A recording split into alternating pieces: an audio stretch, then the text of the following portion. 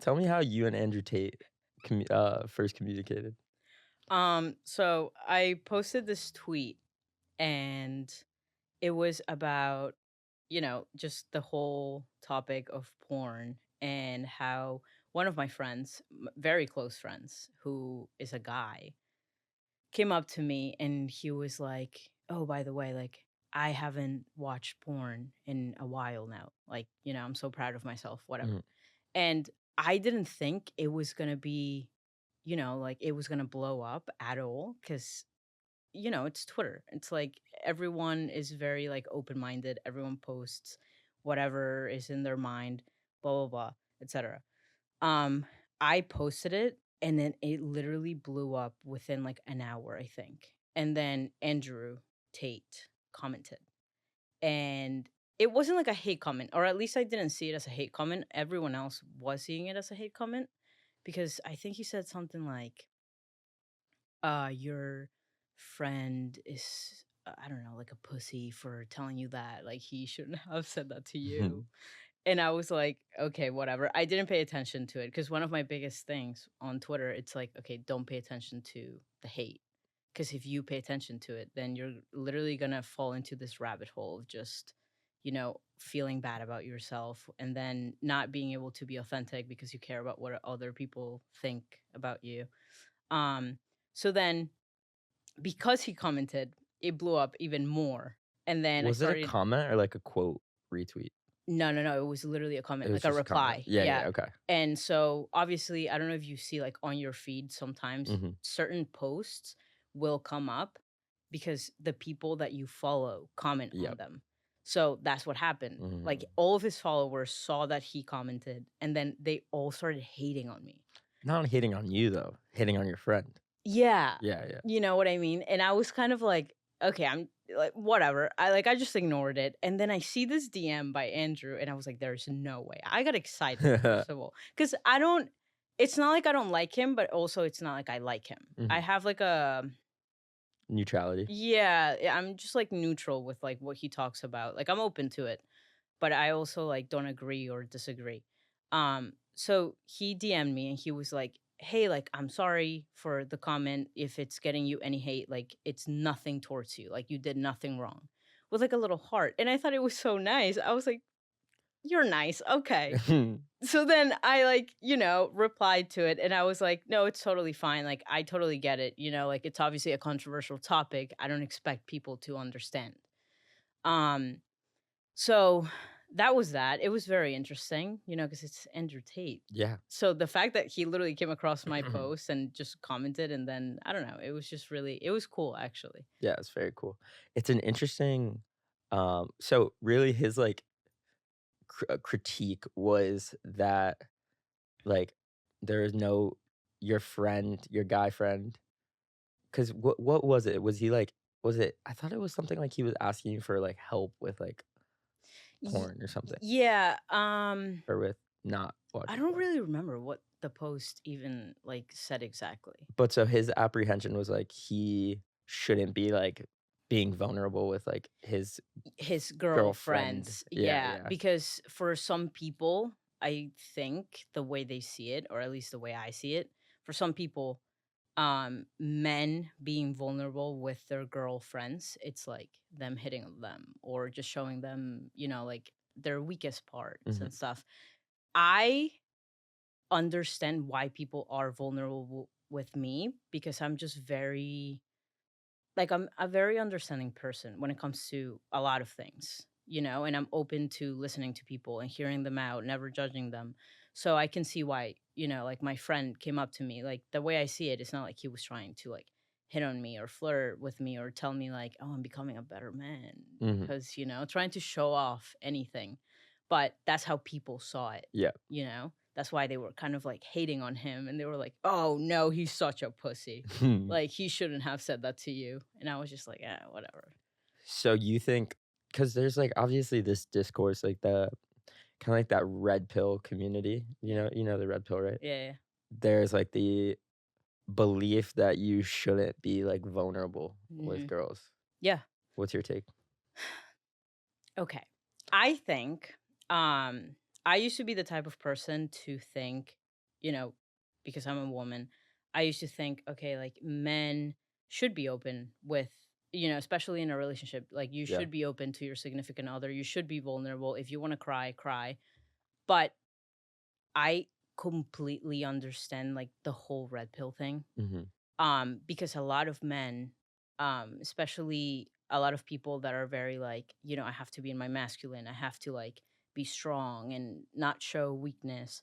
I understand the entire concept of it because in reality, right, we're all human and we have emotions. Even if you're a guy, you Yeah. have emotions. But I think I don't know how to explain this. Like in relationships, I feel like you can be vulnerable with your significant other, but men aren't prone to be that open like women are. And I don't think it's wrong. Like I don't see it as a bad thing. I think it's just how men are in general. They're very closed off with their emotions. They like to deal with them alone or even with their like, their guy friends. Mhm. You know what I mean? A lot of people are like that. So I have nothing against it to be honest.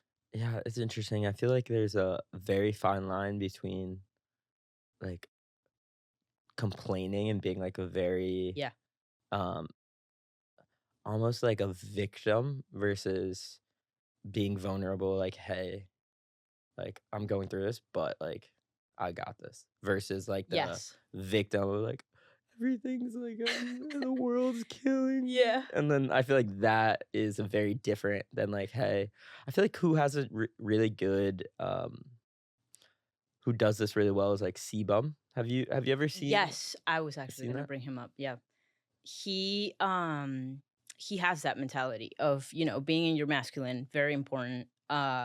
He never showed weakness. I'm a huge fan of Sebum. I love him. I've been literally like watching him and even looking up to him to a lot of his advice and, all the stories he tells about like his past and everything he's gone through, especially with his relationship, which is one of the big things that actually it made him realize that there's this one podcast episode with his wife, Courtney, and she was talking about how he used to be. Mhm. And he was very closed off, like he would never show like any, not weakness, but just like emotions or be vulnerable with her at all until this one time. I think it was his third time or second time competing for the Olympia. And he was just really going through it, like really, just deep into it. I think he had like an injury and he just randomly broke down, like with her in Yep. front of her.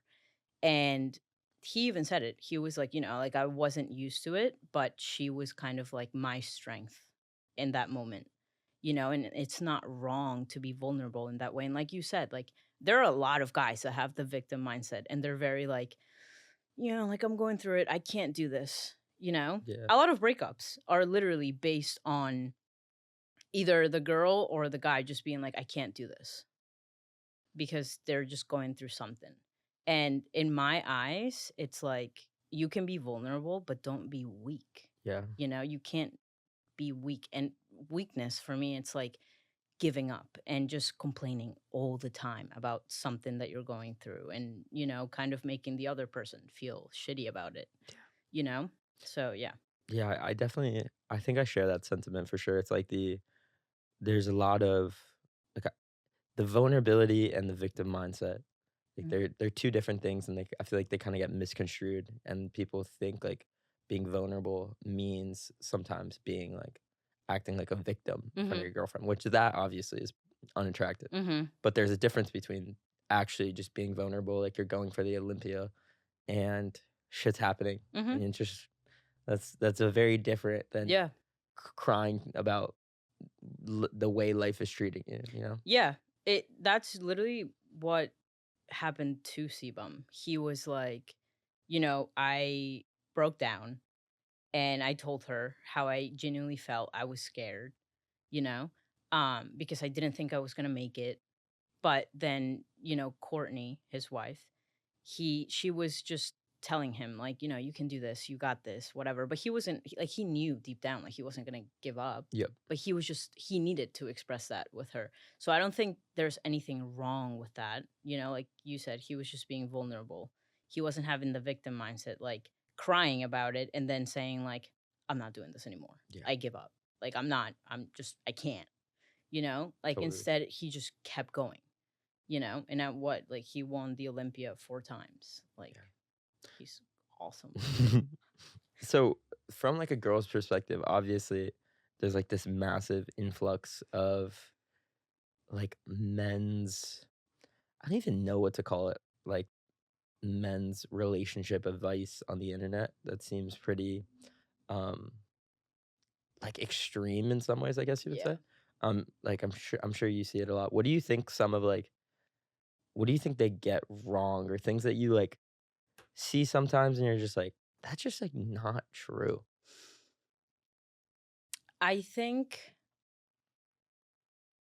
literally the same thing we're talking about right now with like being vulnerable. A lot of guys, even on Twitter, they're very against it. Being vulnerable? Yeah.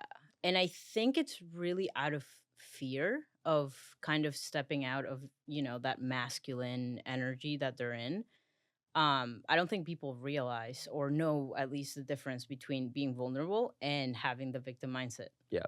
Um, like I see a lot of posts sometimes of, like guys just saying like, you have to be, like the other person's rock. Like Mhm. you can't show weakness. You can't show, like, you can't talk about like your feelings. You have to deal with it on your own. You don't have to deal with it on your own. Yeah, You know what I mean? Like totally. you can be vulnerable with the other person. And I think you should. I think it's great because if you aren't in a relationship, obviously, scientifically speaking, girls are very emotional. That's completely normal. That's just how we are. Mhm. So obviously, we're always going to talk about our emotions with our significant other because we feel comfortable and obviously we love them. We want them to know like how we feel. Um, but also, it's not wrong for a guy to do the same. Mhm. Not cry about it all the time, like a Yeah. lot of girls do, which is fine. But, just like if you're going through something, just like speak about it. Yeah. You don't have to cry, Mhm. but you can like talk about it. And a lot of people, I think, they see that as like, no, you can't do that. Yeah. You can't share with, your significant other what you're going through because then they're going to see you as this like small person. Mhm. And, so yeah. See you as a girl, see you as a bitch. No, Um, literally. yeah, but you know who changed my perspective on this a lot was like, Oh, do you know Robert Greene, like the author? He wrote this book called The Laws of Human Nature, okay. and one of them is essentially talking about how to be like a complete individual and to be Hmm. someone who's like just really in touch with their full spectrum of themselves and essentially trying to like be the best version of Hmm. themselves and connect with people. It's like it's almost like the yin yang. Like Yeah. you're fully in your masculine, but at the same time, to be fully in your masculine, there's that little bit of feminine energy or touch that like makes you fully masculine. Like Yeah. if that makes sense. I think no, that does make sense. I think the masculine part, like the masculine energy is protective, Hmm. right? Strong. You're always there. You want to take care of things, just be there in general and, whatever. That feminine part that you're talking about, I think it's in like in a relationship, right? Speaking about that. Um when a man is very like gentle with a woman, right? Because women are gentle, like we are with our significant other. That's how, we take care of the person we love, Yeah. whatever, being gentle and, showing affection and love. I feel like, at least the way I see it, that would be the feminine energy in Mm. a man. Yeah. That's a great point. There has to be a balance, Yeah. especially in a relationship. Okay. I think if you're single, you can be fully in your masculine, just fully, fully, fully in your masculine. But if you're in a relationship, there has to be a balance. Same with the woman. Like, I do not think the woman has to be fully, like, she has to be fully in her feminine. But also, have you ever heard of people say men think logically, women think emotionally? That's true. That is very true. There are women that think logically as well. Yeah. But, you know, thinking like if you're having a conversation with your significant other about something serious, as a woman, you're going to think emotionally about Yeah. the situation and you're going to get upset about it or mad about it, you know? You're not going to see the logic of it. The guy is going to see the logic of it, you know, and he's not going to get emotional about it. Mhm. So I think there has to be a balance between the two. If you're having a conversation with your significant other, you can think about emotions and let those emotions, you know, kind of flow, but also you need to use logic Yeah. about it because if you don't, it's never going to get fixed. I saw the funniest thing the other day where someone was saying they're like, uh, guys always think that, they're, like, the rational ones and women are the super emotional ones. But no, I think it was like no girl would ruin their life, cheat on their wife, ruin their family just to have sex with some random six, whereas, like, guys, like, will do that all the time, Yeah. even though, like, it's, like, a weird thing where it's, like, guys come off as, like, the more, like, rational, logical, but, like, a lot of the times, it's, like, they're the ones making, like, the very, like, impulse, poor decisions with certain things like that. Yeah. So I don't know where I read this from, but I don't even remember where it was from, but it was something about men acting on impulse all the time. All the time. Like whenever that's why usually after a breakup, right? If a guy breaks up with a girl, for some reason the guy always ends up coming back, right? Like that's what they were comparing it to. Mhm, And I agree and disagree because I think in a lot of cases they do. You know, like they break up, then a couple of months later or even like a year later they come back randomly. But in other cases it just doesn't happen, you know? And mhm, I think that's not the right way for women to think because I know a lot of women every time, you know, like if one of my friends is going through something, like my girlfriends, right? My other friends are gonna be like, "Don't worry, like he's gonna come back. They always come back." And I'm just sitting there like, "But what if he doesn't though?" You know? But most of the time when they come back, they kind of that example that they were, you know, giving people kind of was telling you that because they act on impulse, they end up regretting their decision at the end of the day. That's why they come back. Same thing with cheating. Usually guys will randomly cheat out of impulse, right? They go away, they'll I don't know, find someone, they find them attractive, they cheat, whatever. Um with girls though, I was having this conversation with one of my close friends about like cheating in general. With girls, cuz girls cheat too. Obviously, it's not just men, it's both of them. But when girls cheat, it's more so because they are lacking that emotional affection from the other person.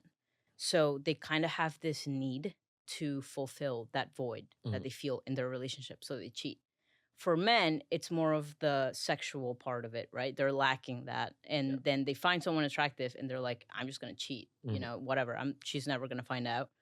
Then the girl obviously always ends up finding out for some reason. Um, but yeah, I mean, I think men act on impulse a lot of the times. I've seen it with a lot of my friends too. Um, I don't think it's wrong. Like, I don't think there's anything bad about it. But I mean, you can regret a couple of yeah, things that yeah, you no, end up, of you know, course, acting on. But yeah, it's really interesting. Just yeah, like how women and men are just very different in a lot of things, yeah, you know? no doubt. I mean, it's interesting too if you look at, like so, like, obviously, we talked about Andrew Tate, and, like, he kind of ushered in this term of, like, a high value man, Mhm. and, like, so many guys now, they, like, feel like in order to to get the girl that they wanna get, they need to do XYZ, you Mhm. know? And I think that that might be pretty, like, like, girls the what guys think girls want is very different than Mhm. what girls actually want. There's definitely, like, a big disconnect there. Like, have you ever seen the pictures of what guys view as, like, the ideal body for a Yeah. guy versus, like, what girls Girls view as the view. ideal Yeah. body, Yeah. and it's, like, 2 different worlds. Mhm. So it's interesting. What do you think, like, um what do you think, like, makes an attractive, like, like, someone that you is pursuing? Because my intuition is that, like, the concept that guys have of, like, the high value man that they're, like, trying to be is obviously right in a lot of ways, but also wrong in a Yeah. bunch of ways. I think a lot of guys think, they have to be high value, like you said. A lot of them also think they have to give off this like strong masculine energy, like, yes, like I'm your hero, like, all of those things. But no, I think it also depends in the person, in a lot of women. Especially now, I feel like a lot of women, have you seen the whole thing with like feminism going around? Like, in what regard? Like a lot of women are like, I don't need men Yeah, yeah, now. yeah. Like, oh, like I want my men to be this way. Yep. Like, you know? Um, But I feel like they don't even believe that. Like, they believe that on a conscious level, but on a subconscious level, it's like, yeah, I don't no, think it's true. 100%. But personally for me, I think high value I like, I don't see it as what, for example, Andrew Tate sees it, right? Part of it, yes, I do. I think you should be in your masculine. I think you should, be protective and you should take care of things. That's how a man should be. Um, but it comes down to also, vulnerability. Yeah, A going back to lot, it. yeah, a lot of men have stopped being vulnerable with their significant other. And our relationship to be able to genuinely succeed, sorry. Um both of you have to be vulnerable with each other. Because if only the girl is vulnerable with the guy, then the guy's going to know the girl exactly how she is, but the girl is never actually going to know who he is as a person and like how he is like inside. Mhm. You know what I mean? So I think that's very important. I don't think there's anything wrong with being vulnerable with your significant other, talking to them about like certain things, certain problems, certain emotions that maybe you might be having with certain things in your life or even within the relationship. Yeah. So, yeah. From, like from a guy's perspective, like, going back to the feminism thing that you were talking about before, it seems like there's such few good female role models. Yeah. Don't you agree? Like, Yeah. there's not a lot of, like, women that are out there that have, like, a overall positive message. Like, Yeah. I agree. yeah. I think this is a very controversial topic. But no, I agree. I think a lot of women now, um, they see feminism as like if you're a feminist, right? You're someone that's kind of like your mindset is very like, I'm a woman, I can do anything a man can do. I don't need a man. Like, and that kind of gives off the wrong message too, especially for younger girls. Because okay, it's not like women need a man, but that's how it's supposed to be, right? That's how it always has been, right? Like a woman and a man, right? Like a family, whatever. And I think feminism just gives off this message of like men are bad. You don't need them at all. You can do the same stuff they do. I don't think women can do the same stuff men do, to be completely honest with you. Yeah. There are certain things we cannot do that men do. There's just no way. A lot of people are gonna hate me for saying that, but honestly, that's just how I think. I'm being so serious right now. I get it. I think, though, at the same time, like, in some ways, this might be, like, a kind of controversial take, but I think the feminism is, like, in a lot of ways, kinda justified just because of how low quality so many guys are right now. Yeah. It's like so many guys are like, it's almost like the gender roles have become so inverted Mhm. that feminism, or, like, just the way girls view the world has been so skewed, and I don't think it's like um, a hit. I don't think it's, a issue with them more as the most guys just don't have the don't have the it to, like, Yeah. actually not actually, like, take them out of the feminism, if that makes sense. Yeah. I was talking to my sister about this, and I think, for example, for me now, I really do not like being in like a fully masculine energy. Because when you're single as a woman, you can't always be fully in your feminine. You Yeah. can't. Like, it's hard You it's can't. impossible. It's You have, really like, a hard. job, like, there's Yeah. It's like so many you you have to have, make all the decisions for yeah. everything, yeah. Yeah. And it's not like women can make decisions and, do certain Of things. But course. I, I mean, I think it's just a nature thing that women should be fully in their feminine, and we should be, like doing things that we love doing. We should be flowing in creativity and beauty and all of these things.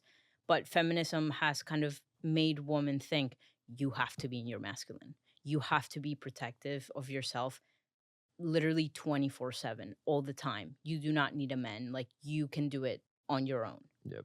You can do it on your own, but it's nice, like having a significant other. And there are certain things you don't want to make a decision on.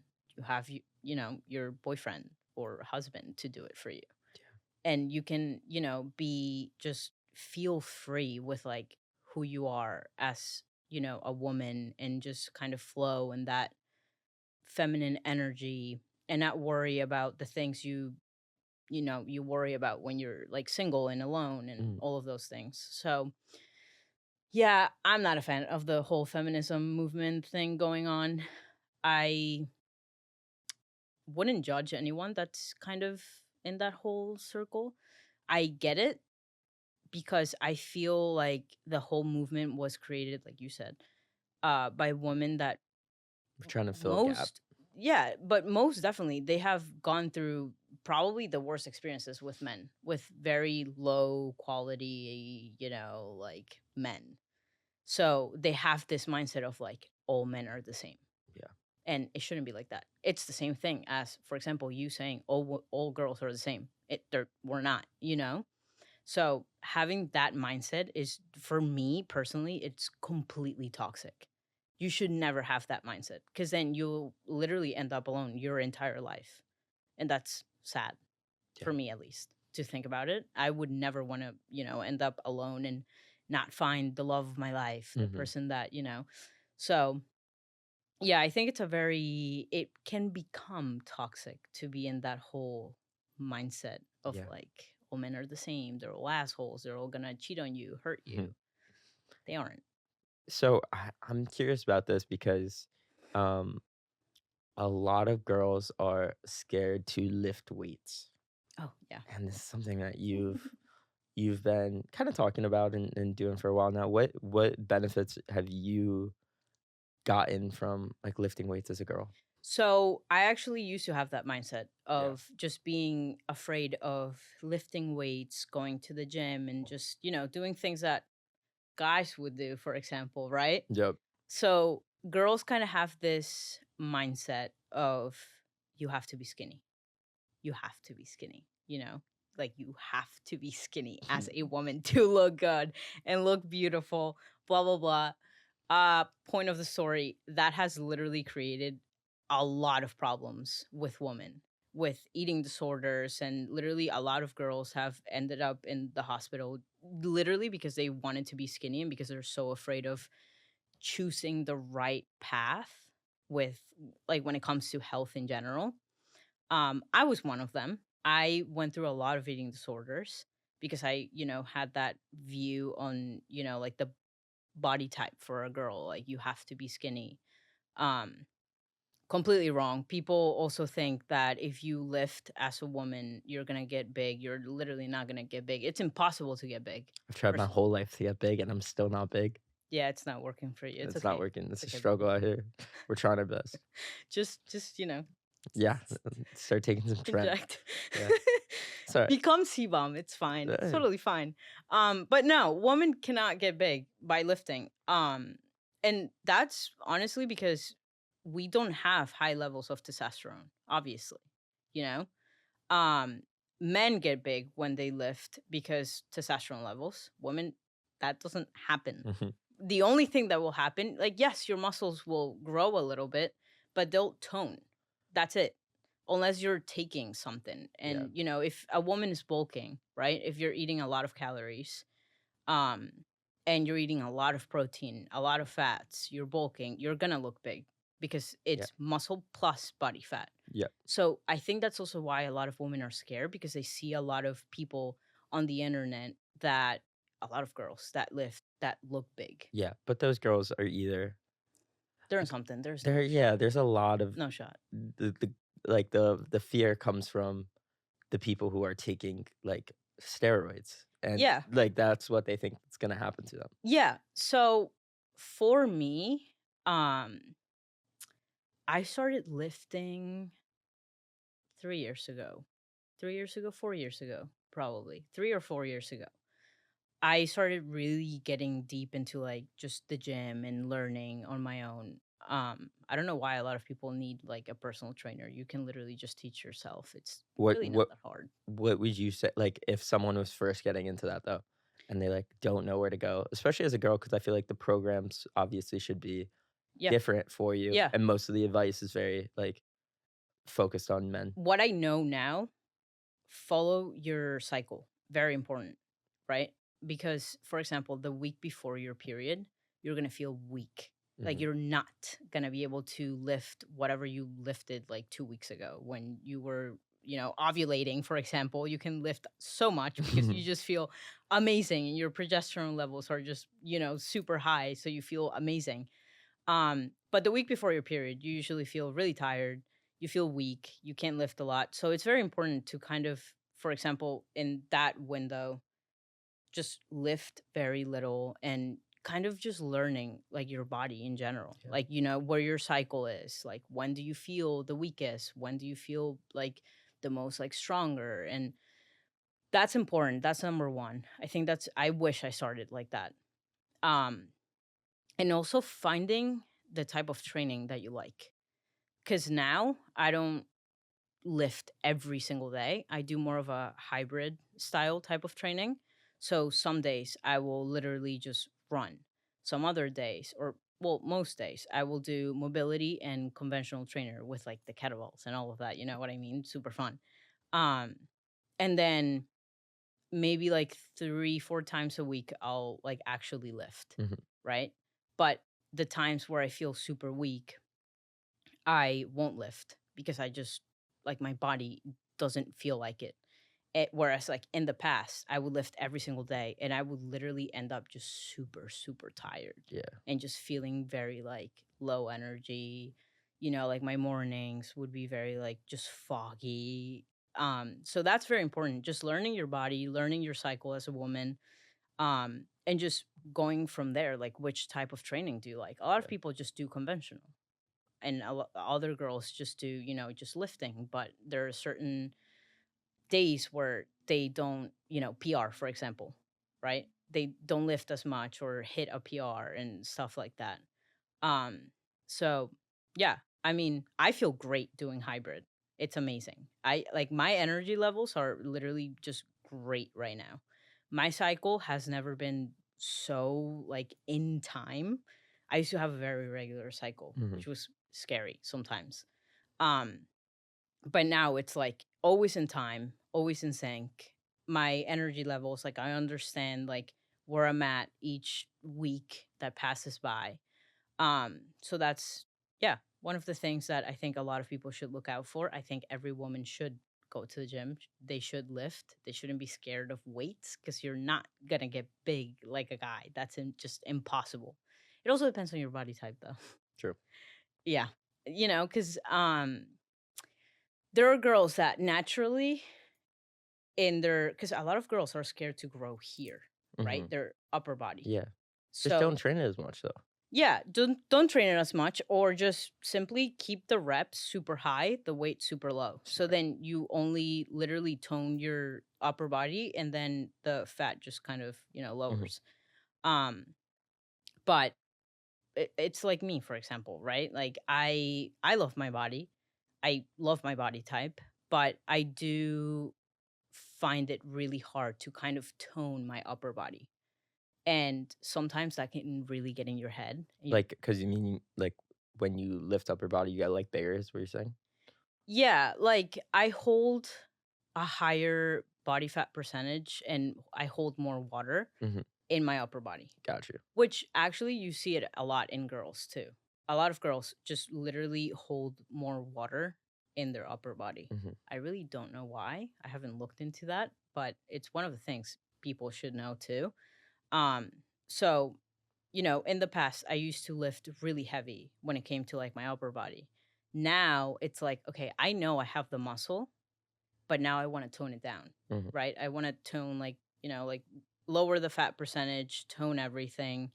Um, there's also another thing that has been going on TikTok. It's genuinely like the most stupidest trend ever. I don't know why it's a thing, but a lot of girls say like, "Oh, for a skinny waist, you need to do this, right? Eat less and do abs." It's like that's not how you get a skinny waist. Yeah. It's your genes, right? It's genetics. Like if you have like a square body type, you're not going to be able to literally shrink your waist. That's just impossible unless you grow your back and then you make Yeah, like yeah, I know what a you mean. what's it called? An hourglass figure type of thing. So that has also caused a lot of problems with girls. They just like stop eating because they want a smaller waist. It's really just really Yeah. dumb. Yeah, d and don't train, like, obliques too much.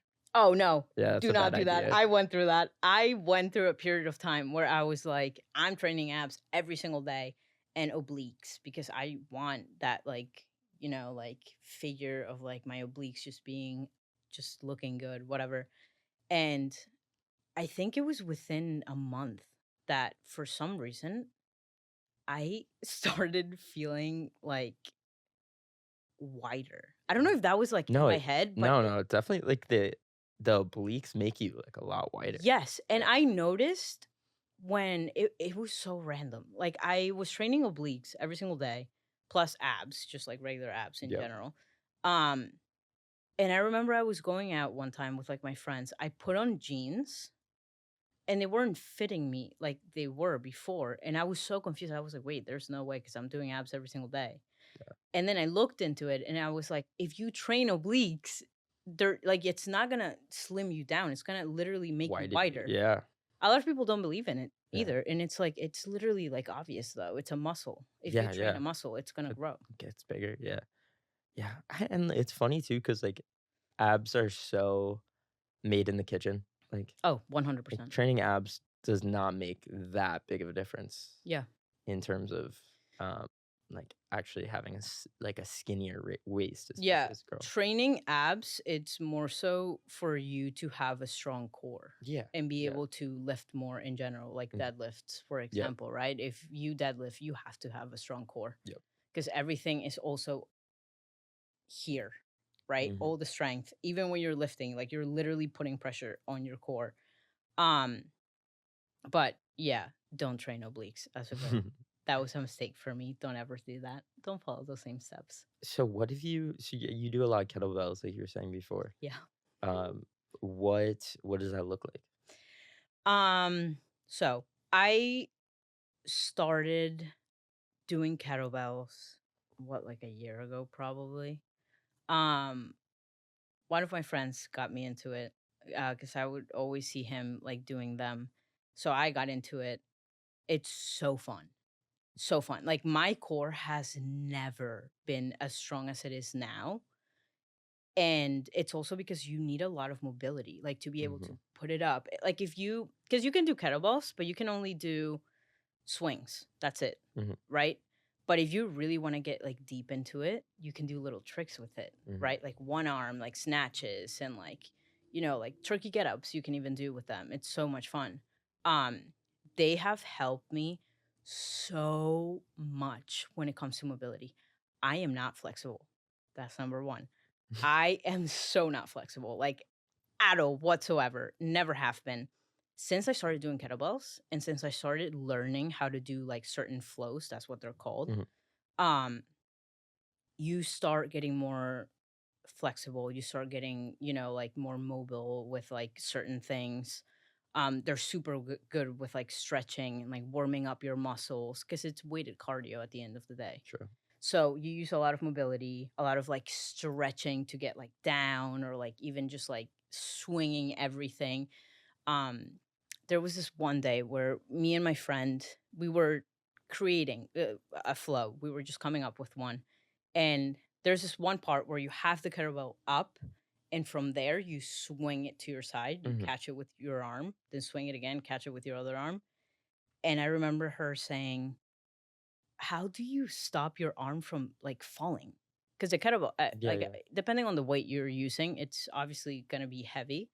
um And every time she would catch it, her shoulder would, like, kind of go down, Mhm. and that can end up hurting you and giving you an injury. So it's always about building strength when it comes down to kettlebells. Start with, like, a very, like, not too heavy kettlebell and then work your way up because you can't be doing. I see people in the gym, it makes me, like, want to just cry 'cause I see people doing swings and they're hyperextending their back, Mhm. and I feel so bad because their back is just like there's so much pressure Yeah, going in yeah. their back, and that's just really, really bad. But, yeah, you also need to get, like, the form right most of the time because you can hurt yourself with them. Um, I've dropped kettlebells multiple times on my feet, haven't you know, like, injured myself at all. I don't know why, but, yeah, I mean, it's painful, but, Yeah. you gotta learn Yeah, sometimes. figure it out. Yeah. The weighted mobility aspect of it is such a cool part because I don't the like, it's so much easier to get flexible through weight Yes. versus just, like, doing it with, like, your body Yeah. weight because it just forces you into, like, positions and, Mhm. like, allows you to get into positions that you never would be able to without the weight. Yeah, I think a lot of people are also lazy to train mobility because it hurts a lot. And it's not fun, It's not fun, and you don't, like, get anything out of it. but that's also why I like kettlebells because it It is hurts, fun. but it's fun. Mm, You know what I mean? I've gotten multiple bruises. I had a huge bruise, like, right here because every time I would do yeah, snatches, yeah, wasn't doing them right, but that's also part of learning, you yeah, know? Sometimes you gotta you gotta hurt yourself to and learn. so going back to what you were saying before when you were talking about your cycle used to be, like, irregular, and then Mhm, now since you've been lifting and eating right, mhm. it's gotten much more regular. Do you think that's mainly diet?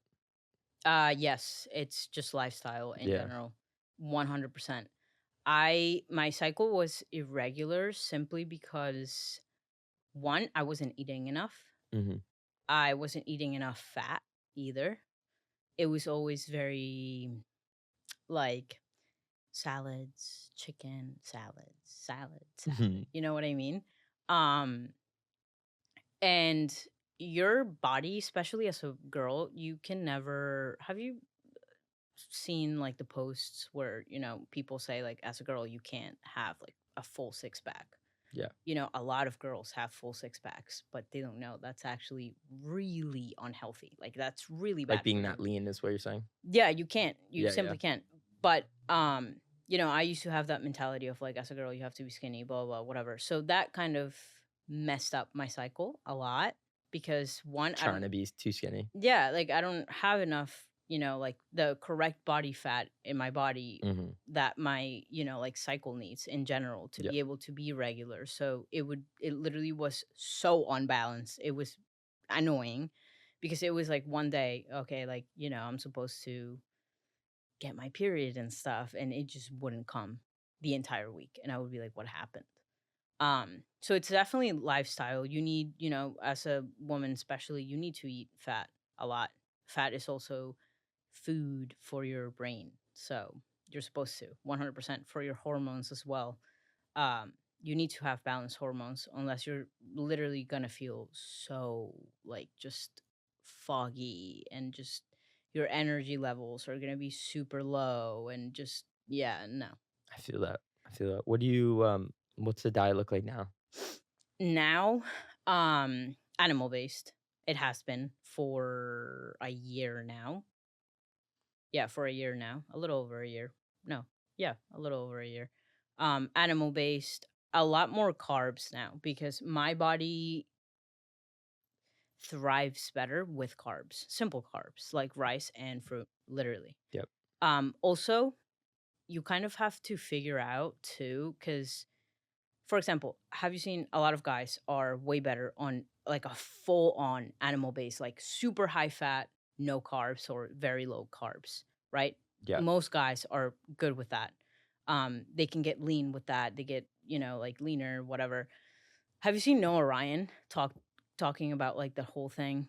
I feel like he always talks about it. He basically thrives better with a high carb diet. I don't know about now. Um, but supposedly for him, it was like I get leaner with a high carb diet. Mhm. Like I still eat like fat, like animal fat, but it's better for me with high carbs because I have more energy. I can, do more, whatever. And that also goes for me too. And I didn't realize that until what, like a couple of months Yeah. ago. I think carbs for girls in particular too are Very important. very important because they're very anti-stress. Yeah. And, like, stress is one of those things that, like, causes your cycle to be irregular and that Yeah. whole thing. You do have to be careful always because um you can't overdo it with carbs, Mhm. obviously. You can't. And also Yeah, you there's have to definitely a balance for yeah. sure. And you also have to know how your body reacts to them, insulin sensitivity, Yep. insulin resistance. I'm insulin sensitive. I didn't know that. I had no clue until I figured that out when I was in a very low carb diet. Literally no carbs at all. I'm not even kidding. Like I wasn't even eating fruit at all. I was just eating steak and like a couple of like veggies here and there, but like not too many. But it was always like steak, eggs, steak, eggs, steak, eggs. And I felt like my energy was low. Yeah. Like I felt tired and I was like, interesting. Like, why do I feel tired? I started eating carbs, like literally rice probably like once or twice a week, and then fruit every single day, like midday, Mhm. with like my lunch, whatever, a lot of fruit, a lot of raw honey. And my workouts, first of all, my workouts were amazing. Like they're awesome. Like I can literally just put like my 100% into my workouts. I don't feel tired. I don't crash. Like I feel great. And I lean out for some reason just faster with high carbs, Mhm. which is interesting. But also you're utilizing your energy way more. So obviously you're going to be burning fat way faster as well. Yeah. It's funny, I didn't even realize that for myself, like, I was pretty low carb at one point, Hmm. and then I was listening to, like, Analyze and Optimize, do you know those Hmm. guys? Yeah. Um, and they were talking about the benefits of, like, adding some carbs into your life and, some of the positive, benefits that they've gotten from that, so I was like, "Oh, like, let me just try adding in, like, a really high carb day and just, like, see what Yeah. happens." And I went to the gym that day, and I was like I had so much Yes. energy, I was killing it in the Yes. gym, and then I went for, like, a 5-mile run, and I was like, Yes. "Damn," like, there's when you go from, like, the one extreme to actually including, like, a decent amount of carbs, Hmm. obviously, like you said, like, not overdoing it, Hmm. there is a very tangible It's like, awesome. it's very cool. Yeah. No, I feel amazing. I usually like for me, this is what it looks like every single day when I eat. Sometimes this is actually really bad. You're not supposed to do this, especially for women. You're supposed to eat breakfast every single morning. Uh, there are a lot of times I will say I'm not perfect. I forget to eat breakfast because I'm so used to never eating breakfast. Like, cause for years you weren't doing that. Dude, yeah, Yeah. like for years, I was never eating breakfast. I was literally just going straight, to eating lunch at like 12, 1. I would forget to eat dinner sometimes. But now it's like, breakfast in the morning, high fat usually, um, and with a little bit of fruit always on the side. Then my lunch right before I go to the gym, because usually I go like an hour or two after I eat lunch. I eat a fat, juicy, just scrumptious steak and then a lot of fruit. like literally you will see like the board with just a lot of fruit in there, or like rice sometimes, like a little tiny bowl of rice. A lot of raw honey. I just got into like the whole wave of putting raw honey on literally like your eggs and steak. It game changer. So yum.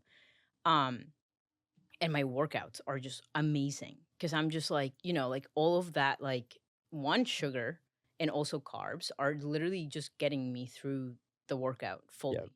So my workouts are awesome. I sweat so much. It's insane. But I feel amazing and I don't crash at all ever. I have not crashed. Post-workout, you're saying? Yeah. Like I literally haven't had a crash since I don't know, like months ago. Interesting. It's nice. And I you love it. think you attribute that to the carbs? Yeah. Funny. 100%. That's interesting. Because I used to not feel like that when I was Yeah. like high fat, low carb Mhm. at all. I wouldn't. I would literally be so groggy when I would go to the gym. I would be like, I don't want to do this. Like, I could take a nap right now. I feel you. Yeah. Because I was just always full. Because that's what fat does, right? It Yeah. keeps you full for longer, whatever. Um, Especially as a woman. I mean, you don't really need a lot of food either. You just need like what, like 3, 4 meals, but like small. Yeah. And your energy levels are awesome. Like, yeah. And I'm so curious about, supplements, I wanna get into it, but Mm. particularly the L-carnitine. Yeah. How are you still taking it? Yes. I have to stop taking it soon. Why? Because you're supposed to cycle it. Okay, yeah, It can affect your kidney. if you do Um, it too much? yeah, yeah, your kidneys and stuff, which is not good. But that's with every supplement, Yeah, of and course. that's why they're called supplements. You're supposed to cycle everything. But especially with L-carnitine, um, I take it orally. I know a lot of people inject it because it's just so much better. The bioavailability is also just right there 100% when you inject it. Um, but I don't know, I'm scared of injecting stuff in my body. So I was like, I'm just gonna take it orally. This is my third cycle. And my first one, I learned a lot from that. From Um, taking the L-car yeah, cycle? yeah. So my first cycle, I was taking L-carnitine, just L-carnitine. I wasn't taking anything else. Um, Besides like Shilajit, like methylene blue and like everything else I take. But I would take L-carnitine, 3 grams. That's it. And I was feeling fine, but then I started noticing that every time I would sweat, it just You smelled like fish? not fish. Isn't that what they say? That's what they say, but not fish. But it just like my pH was completely off, and I was like, interesting, like why? That's when I figured it out, and I was like, oh, okay. So it causes TMAO, especially orally if you're not mega dosing, because that's what you're supposed to do when you take L-carnitine orally. You're supposed to take up to 5 grams. So that's what I do now. I take 5 grams of L-carnitine tartrate, and then I take 1 gram of acetyl L-carnitine because you're supposed to pair them because it just like increases the bioavailability Mhm. of the L-carnitine in general.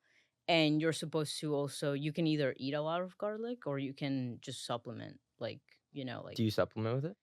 um, I used to supplement like garlic pills, like just pure garlic pills. Not anymore because I don't get TMAO at Oh, all. nice. Yeah. So I'm totally fine with just taking 5 grams of L-carnitine tartrate and then 1 gram of acetyl L-carnitine. It works amazing with me. But something very important, you do have to take it with carbs. It's very important to take it with carbs. I remember um one time I took it without anything. Just I like literally I didn't eat the whole day. Um I took it I was working out, whatever. Right after the workout, I felt so sick. I cannot even like tell you how sick I felt. Like I felt horrible. Like I was literally TMI. I was literally in the bathroom for like an hour, dude. I was like, no way. Like, why is this happening? So it's very important you eat before you take L-carnitine in general, especially like orally. because you just, the whole bioavailability. I can't. It's a hard word. You know what? English isn't my first language I to knew you start were with. gonna say that. It just isn't. It isn't. So it's fine. But yeah, it's an amazing supplement. I feel super like just mental sharpness Really. in like with my workouts and stuff. So it's supposed to be so good for fat loss. Did you notice anything Yeah. Yeah, definitely. It's really hard for me to put on weight now. when you're taking it? Yeah, when I'm taking it, super hard to put on weight. I can literally eat like over my usual calorie intake and I'm completely fine. Interesting. Yeah. Which is very interesting. It makes you sweat a lot, like so much, Really. which is, I mean, nice. But also it depends on like your workouts. A lot of people think that you don't have to work out when you're taking it, but I don't think it would have the same effects. Yeah. I think it depends. It's not a supplement that you can take and it's gonna just Yeah, yeah. be That's like anything magical. though. Yeah, of Yeah, course. it like you have to, put work into it. You have to eat right, you have to train right and, supplement it, and then you actually see the effects. Yep. It's like barbering too. I love barbering. It's amazing. I love it. But you have to, like Still be really, doing the right things. yeah, you have to be doing the Yeah. right things. Unless you're not gonna see anything. Yeah. L-carnitine tastes amazing. I love. Tastes. Yeah, do you take the pills? Yeah. You take the pill as in pill form? Yeah. Oh my god, have you never tasted it? Do you take the liquid? There's liquid, right? Well, there's liquid that's, like, flavored and stuff, but if you just do the pure, like, L-carnitine, Really? L-tartrate powder, it is it tastes like the sour on, like, Sour Patch Kids, No way. like, the same thing. Wait, I didn't know that. It's Now I want to so try it. tasty. I'm, like, obsessed with it. It's like, Uh, I, like, love sour things, right. and it is so good, so good. I'll, Really? like, sprinkle it on fruit sometimes No just because it way. tastes that good, yeah. It's kinda That's like awesome. glycine, you know how I glycine, love like glycine. glycine's pretty Yes. sweet? Mhm. This isn't sweet, and it's just, like, pure sour, but that's still, like, that same, like you wouldn't expect it to taste good, but it tastes good. But it tastes good. It Yeah. adds that little, It has yeah. a little Wait, extra that's there. really interesting. Yeah. It's a Interesting. good one. It's a good addition. It's a good addition. So what initially, um, got you into the health stuff? It was, like, you had some gut issues, right? Yeah. Um, TMI again because there's a lot of poop talk. Oh, Um, uh-oh. poop talk. Um, About to walk out of this podcast. literally runs away. Raph, I'm not doing this anymore. Can't No, take it. but yeah, it was really bad. This also was caused by just my lifestyle in general. I was changing diets on and off all the time, eating disorders, literally like every 6 months. I'm not even kidding. Um, How long ago was that? this was 3 years ago. Okay. And that was, like, the start of getting into like, when was the start of getting into the health stuff? Right after I decided to stop listening to medical advice when I was going through my gut issues. Somewhere in there's a lesson right there. Yeah. But yeah, I went through gut issues. I just randomly it happened literally. I started feeling sick every time I would eat. Mhm. My stomach would hurt and I would go to the bathroom literally, I'm not even joking, 5 times a day, every single day. This is something I would say all the time because people would say like, "Wow, Raph, you go to the bathroom all the time." And I was like, "Oh no, it's just like my metabolism is just so amazing. I literally metabolize and digest my food so fast that I just, go to the bathroom." So that's what I thought in the beginning. And then I started realizing that, I would get pains all the time. So that kind of, you know, catch my attention. And I remember talking to my mom, went to the doctor, I got a colonoscopy and an endoscopy at the same time. Very traumatizing experience, but it's fine. It had to be done. They found out that I had an extreme case of IBS. That's what they Okay. called it. And I was so confused. I was like, interesting. Like I've always eaten healthy. Like I do not understand. That's what I thought. Um, changed doctors because the doctor that I was originally going to the first time, he gave me this pill that had a camera in it and before you take like the actual like pill with the camera in it, they give you like a little testing pill Mhm. to see if your body can like just release it. Yep. Um And I took that pill. I was also taking my antibiotics at the same time because of the IBS, and also I had H. pylori, which is like a bacteria Yeah. in your stomach. Overdose.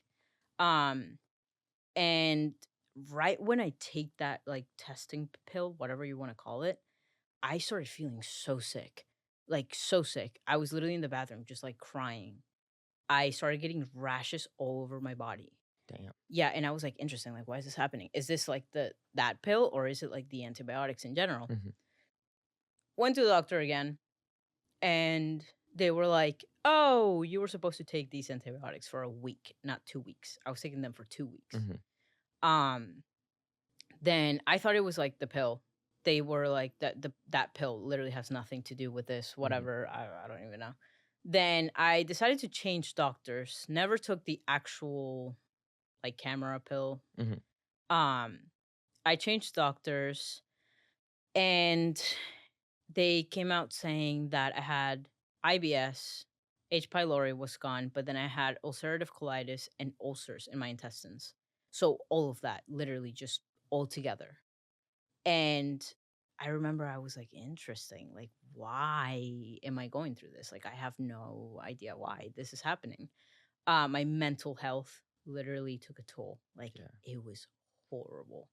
Do you know how they say, like, obviously the gut brain axis and Yeah. talking about, like, poor gut health is, very much associated with, like, anxiety and depression. Do you Yeah. think it was, like, the diagnosis and, like, the pain of it, or do you think that it was a combination of that in conjunction with the poor gut health just causing, like, it outside of the pain and, It like, the was diagnosis? it was everything, Yeah. everything. Just like, 'cause, like, the way I thought, it was like, I've always been super healthy, I've always eaten super healthy, like, I don't understand why this is happening. So that made me upset. I was like, What the "Why?" fuck? Yeah. Yeah, like, "Why am I here?" Um, then also because I was just feeling pain so much, I got to a point where I wouldn't even feel my stomach aches anymore at all. I wouldn't feel them. Like I would feel them, but it just wouldn't hurt anymore because I was so used to the pain that it Mm. was just it became like a norm to me. And then um there was this one time I had like my little checkup appointments that they make you go to, and I had lost 10 pounds in a month, which is a lot and it's not normal. And I remember the doctor literally just looking at me, looked at my mom, and she was like, "Your daughter has an eating disorder." I like my heart like just broke into pieces because number one, I had a past with eating disorders. That's not easy. And it's also like a very sensitive topic to talk about in general because you're mentally not okay. Thinking, like, oh, I have to eat very little to, lose weight, and you are never happy with yourself. So when she said that, I was like, there's no way. Like, my doctor just said that. Yeah. I remember looking at my doctor and I was like, I don't have an eating disorder. Like, I have gut issues. Yeah. Obviously, every time I eat, I feel sick. I literally had to explain to her. Yeah. I was like, I can't eat regular food. I've been eating soups every single day because that's what I was literally eating. I Yeah. was eating That was, like, chicken the only soups. thing that wasn't messing with you. Yes. Yeah. So, she was so sure I was lying and that I had an eating disorder, and I was like I literally came out. I grabbed my mom and I was like, "I'm so sorry, but I'm never coming back. Yeah. I'm sorry. Like, I'm taking this, like, over I'm just doing this on my own." That's when everything started. I started doing research, whatever. I started eating a lot of olive oil. A lot of it. Extra virgin olive oil, literally adding it on everything that I ate. And within a couple of months, like 2 months, I didn't have stomach like pains anymore, which was super interesting. I wasn't going to the bathroom like 5 times a day. Um and I found out that actually olive oil is amazing for ulcerative colitis. It cures ulcers. And I was like, whoa, like food is genuinely like medicine Yeah. for your body. Like it depends on which type of food you're eating. Then I started getting into like animal based. But the way I started when I decided to kind of leave like the whole medical care advice, whatever, I started to kind of pick and choose. So whatever made me feel sick, I would just not eat Yeah. at all. Whatever made me feel good and I could like truly digest it, then I would just keep it. You know Mhm. what I mean? Yeah, of course. Smart. A lot of the things I would eat, it was like white rice, chicken or salmon, and avocado. Mhm. A lot of olive oil every single day. Like that was literally like my go-tos that I would eat. Then I got into Twitter. Then I started seeing people eating steak, and what I thought, right? Steak is bad for you. You can't digest it. You're not supposed to be eating steak every single day. But then Twitter changed my mindset because people started posting like research, and I was like, interesting. Like I didn't know this, right? Like ancestral health and everything, like going back to like how humans used to be Yeah. and eat and whatever. So I started eating steak literally like once a week, then twice a week, then 3 times a week. Then I would increase it more. Mhm. Um, when it came down to like organic foods, I my whole life I've known you always have to eat organic. Always. Like it has to say organic. Like you farms are way better to go to, to buy your like your groceries, produce, whatever. Because my mom, like she always had that mentality, like organic, organic, organic, always. Even like our chicken, we would literally buy it from a farm. So I knew about all of that.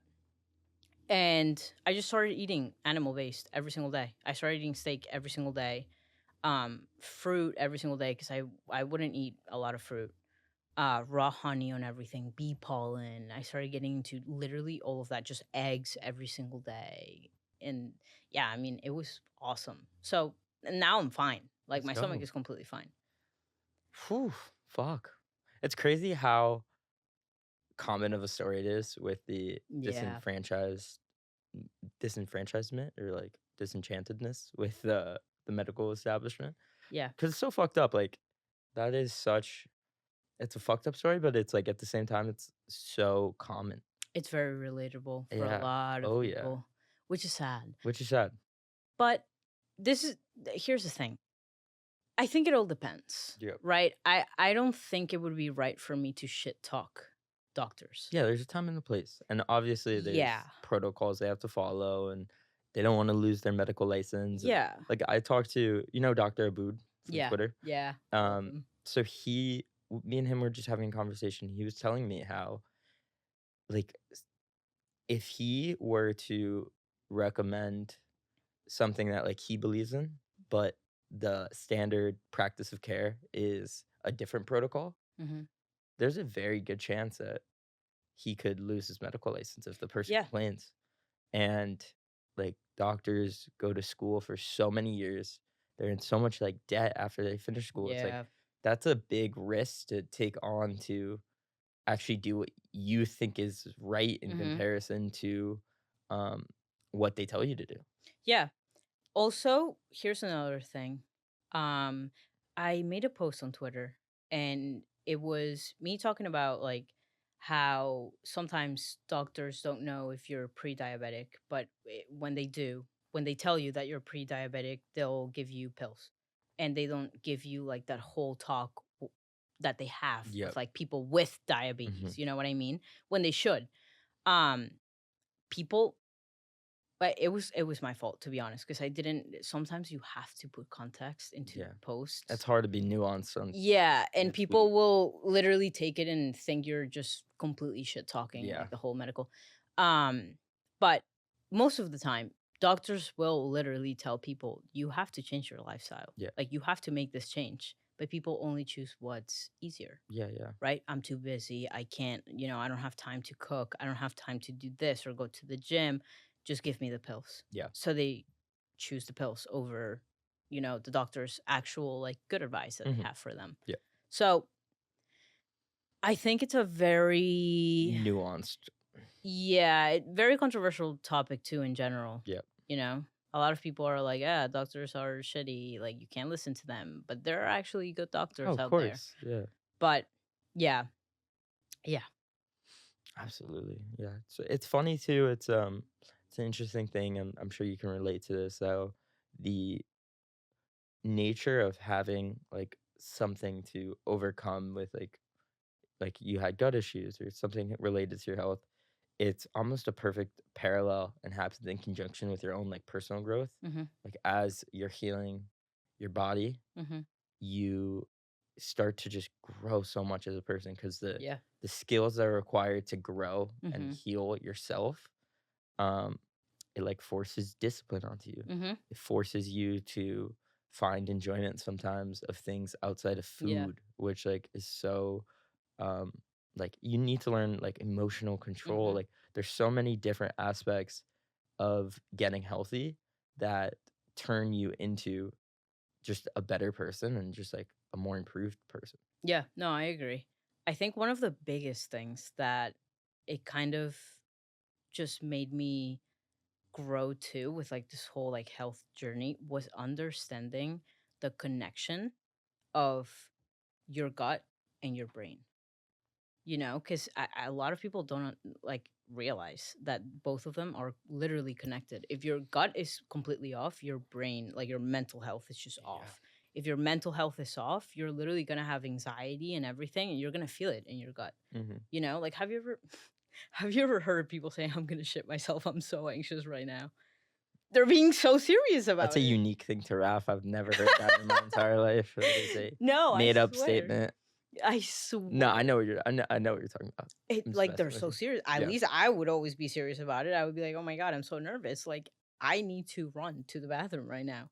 Um, Understanding that connection is super interesting because you would never think like my stomach really, Mhm. like my gut is connected with my brain. You know what's so funny about that though? At the same time is like you like there's always like that expression like the gut feeling. Yeah. And that's been a thing for I don't even know how long, but so So long long. before we had any understanding of the two. It's a weird like it's a weird thing that we intuitively almost knew about Yeah. ourselves. Yeah, I know. Um, that's why people always say like follow your gut feeling because Yeah. actually like literally your brain, Mhm.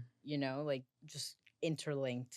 Everything is interlinked. I mean, we're literally like our whole nervous system is just everywhere, obviously. So it makes sense that your gut is literally completely connected to your brain. Super interesting topic. Yeah.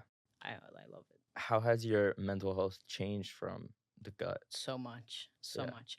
I don't have to go through pain, so it's like Yeah. like I'm feeling completely fine all the time. Um, And like overall, do you feel like because there's a lot of people who have this like an anxiety or depression that isn't associated with like their mental resilience. Like I love this quote from Newbrower where he says like you can't out meditate your biology mhm. in regards to the fact that like if you have a gut issue causing you to be super anxious or super depressed, it's you're not going to be able to like meditate that away. You No, know, it's you can't. something you have to fix Yeah. um, with your stomach. No, 100%. That is something that I when it comes to depression too, sometimes depression, right? Supposedly it's a chemical imbalance Yep. in your brain. I see it as so there's that one type of depression, right? Yeah. Chemical imbalance in your brain. But why is that chemical imbalance to begin with? Right, because there has to be something, like an Yeah. imbalance in your body overall, Yeah. right? But then there's another depression that people still get prescribed, SSRI is horrible, but they still get prescribed when they don't even have a chemical imbalance in their head and they're literally just depressed because of their environment or whatever they're going through, because that happens Yeah. sometimes. Um, so I think it's important to know the difference, right, between like actual depression that is being affected by like, a chemical imbalance, and also because there's something going on within yourself in your body that is literally just causing that in your brain. And then the other type of depression where like it's just being caused by what you're going through Yeah. or, your environment that you're not happy with that you can literally easily fix. Yeah. So I have a friend that literally has depression. He takes SSRIs.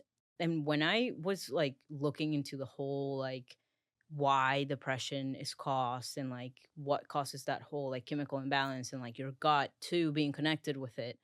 I literally had a talk with him and I was like, dude, I mean, I don't know if you even care, but this could be because of this. And he has gut issues. He had to get taken out like I think it was like 2 feet of his intestine or something because he had a mass in it, like a little tumor Mhm. that they had to take out. And like he has got issues in general too. Like he doesn't his lifestyle too is kind of shitty. Yeah, yeah. You know what I mean? So obviously you're gonna have all of these Mhm. mental health problems. And he was literally like his jaw dropped and he was like, it all makes sense. Yeah. Like it does make sense.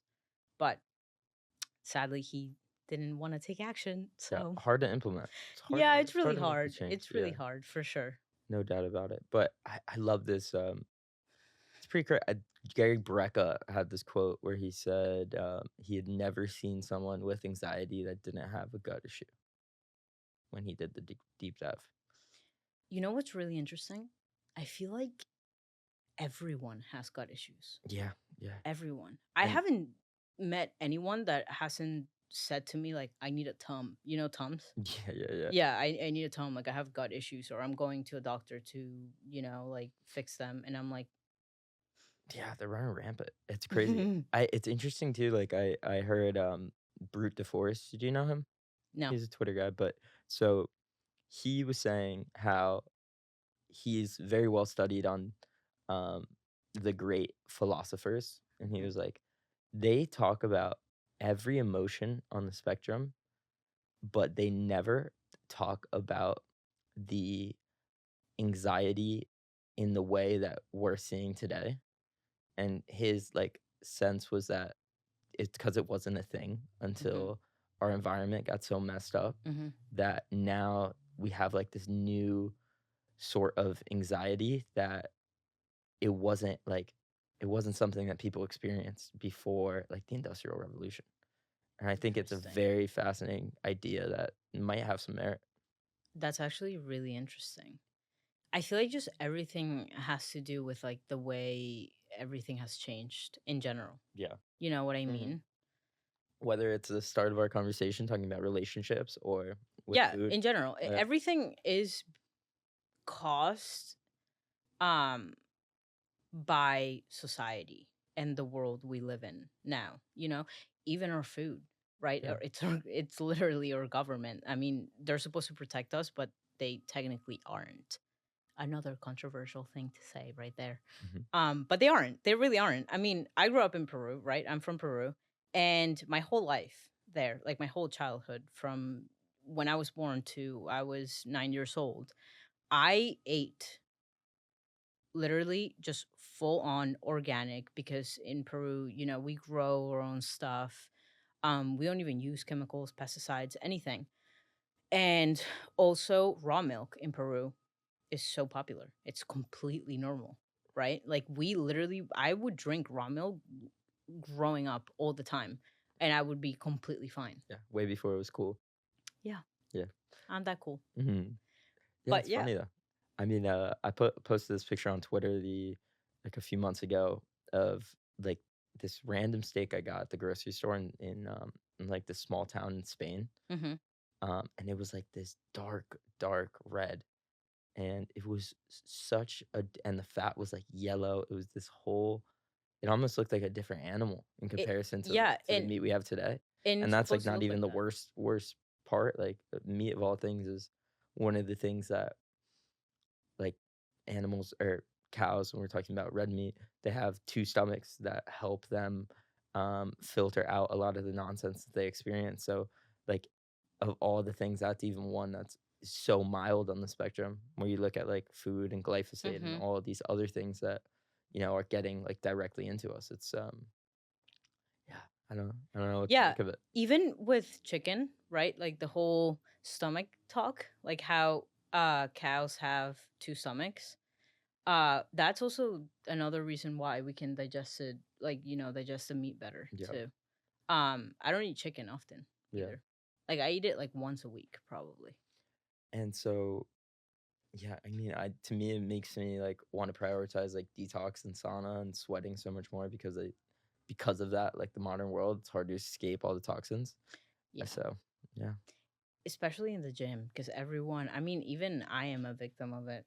yeah, Like the whole gym clothing and stuff, like literally 90% of my closet is just full on cotton and linen.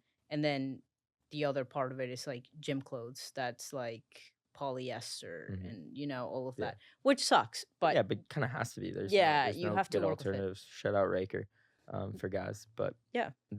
yeah, it's few and far between. Raphael, anything else we wanna talk about today that we haven't mentioned? Anything No, fundamental? that's it.